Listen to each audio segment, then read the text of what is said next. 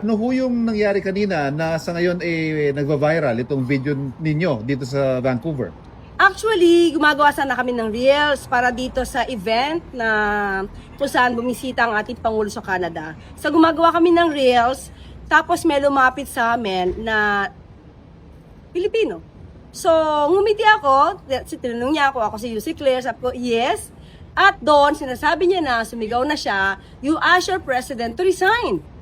So, kinuyog na kami, samantalang kung tutuusin, kami nagtatrabaho. Hindi kami nagbabakasyon dito. We're just doing our job, pero nahinto yun.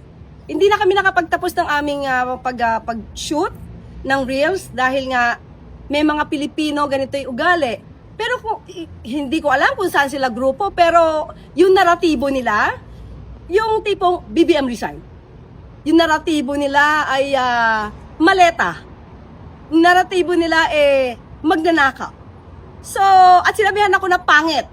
Sabi at sinungaling. So, nung sinabi nilang pangit daw ako, feeling ko sila yung sinungaling. So, may mga ganyan tao.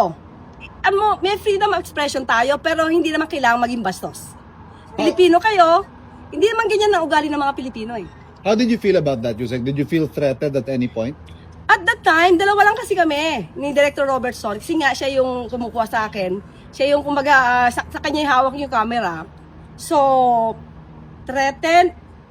Siguro in a way, kasi dalawa lang kami. Hindi ko alam kung mananakit sila or what. Kasi parang, siguro yung grupo naman nila, parang kung sino man yung idolo nila, parang sanay sa violente.